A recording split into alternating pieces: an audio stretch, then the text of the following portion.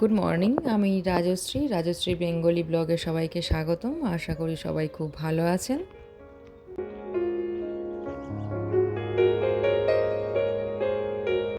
বাজার করার জন্য আজ সকালে একটু বেরিয়েছি। সকালবেলা হাঁটা তো শরীরের জন্য খুবই ভালো, কিন্তু সেভাবে তো আর হাঁটা হয় না সকালে। তো আজকে দরকার, তো বেরিয়েছি, তার জন্য একটু হাঁটাও হবে। সকালে হাঁটতে বেশ ভালো লাগছে। এবার থেকে মনে হয় প্রতিদিনই বেরোতে হবে। চারিদিকে কোনো আওয়াজ নেই, চারিদিকটা পুরো নিস্তব্ধ। মাঝে মধ্যে শুধু একটু পাখির ডাক শোনা যাচ্ছে, বেশ ভালো লাগছে। এমনি সময় মানুষজনের খুব একটা আওয়াজ পাওয়া যায় না এখানে, তবে গাড়ির প্রচণ্ড আওয়াজ হয়। সেটা তুলনামূলকভাবে অনেকটা কম এখন। সবে সকাল 6:30 বাজে। সকাল 7টা থেকে মলটা ওপেন হয়, তো আমরা একটু আগেই বেরিয়েছি। এই বাড়িটার ভিতরের দিকে একটা পিচফলের গাছ আছে, তো গাছটাতে অনেক পিচফল হয়েছে। তো এই রাস্তার দিকে কিছু ফল বাইরে বেরিয়ে এসেছে। তো চলো তোমাদেরকে দেখাই। এখানে দেখো, পিচগুলো বেশ বড় বড় হয়েছে, তবে এখনও পাকেনি। ফলটা খেতে বেশ ভালোই লাগে। যে মলটিতে যাচ্ছি, এখানে অনেক বাড়ি গিয়েছি, কিন্তু কোনোদিনও দেখিনি যে এটা কটার সময় বন্ধ হয় বা কটার সময় খোলে। কালকে আমরা বিকালে গেছিলাম 9টার দিকে। সামনে গিয়ে দেখছি যে দরজা বন্ধ, ভিতরে যাওয়া যাবে না। তার জন্য ফিরে আসতে হলো। এখন যে একটু আগে বেরোবো সেটার উপায় নেই। এখন এত গরম পড়েছে এখানে যে বাইরে বেরোনোই যায় না। প্রায় 8:30 পর্যন্ত রোদ থাকে। চলেই এসেছি, জাস্ট ওই দিকটাতে গেলেই হবে। এই যে হোল ফুডস লেখা রয়েছে, এই মার্কেটটাতে যাব আমরা।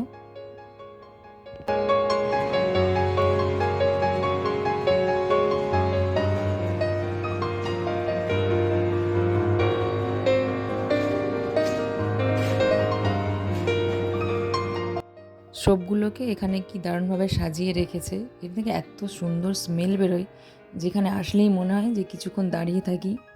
আমাদের ফল নেওয়া হয়ে গেছে। খুব সুন্দর সুন্দর অনেক ধরনের ফুল রয়েছে এখানে, তো আমি কিছু ফুল নেব। চলো, এই ফুলের কালারটা তো খুব সুন্দর লাগছে, আর ফুলটার একটা হালকা স্মেল আছে, তো এটাই নেওয়া যাক।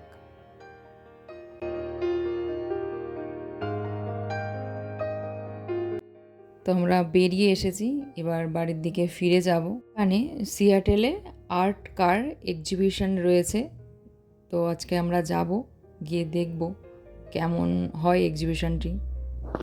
এক্সিবিশনের এখানে আমরা চলে এসেছি। তো এই সামনের কারটা দেখো, সুন্দর আর্ট করেছে। ওর ভিতরেতে দেখো ঠাকুরের ছবি রয়েছে, গণেশ ঠাকুর আর শিব ঠাকুরের। তো দেখেই অবাক হয়ে গেলাম।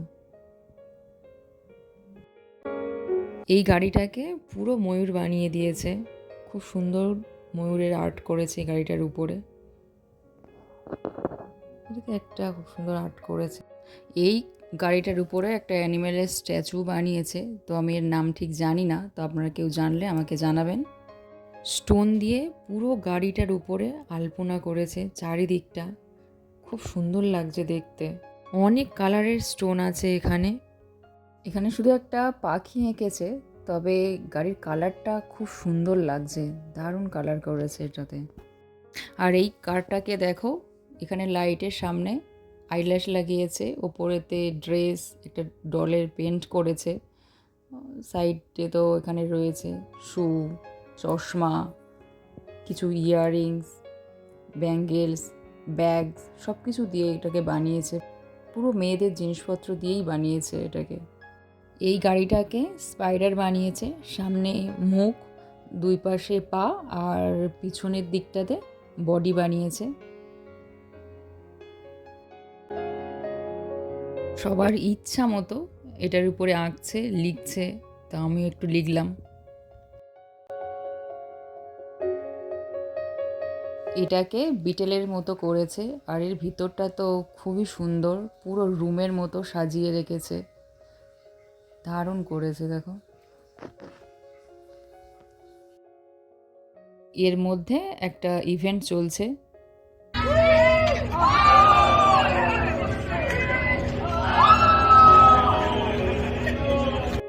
সমুদ্রের সব অ্যাক্টিভিটিস এই কার্ডটার উপরে তুলে ধরেছেন।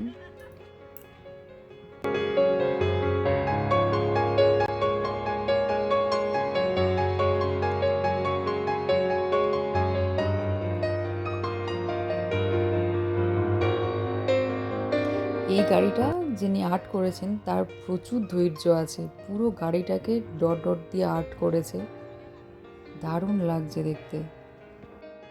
এখানের famous TV series flamingo road তার সম্বন্ধে কিছু তুলে ধরেছেন।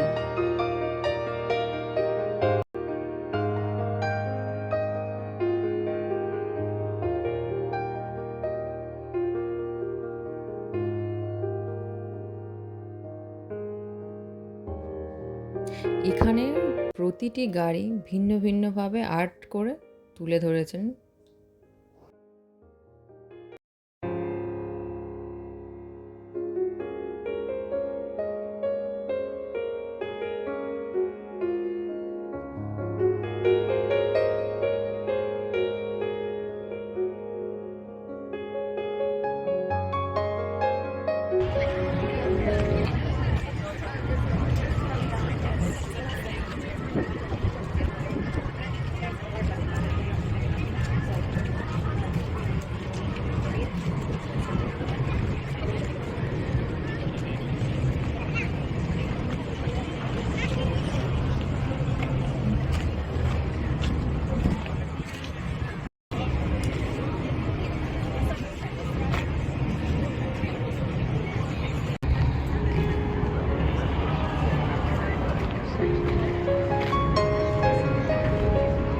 এই প্রথম আর্ট কার্ড দেখে আমার তো ভীষণই ভালো লেগেছে, আশা করি আপনাদেরও ভালো লেগেছে।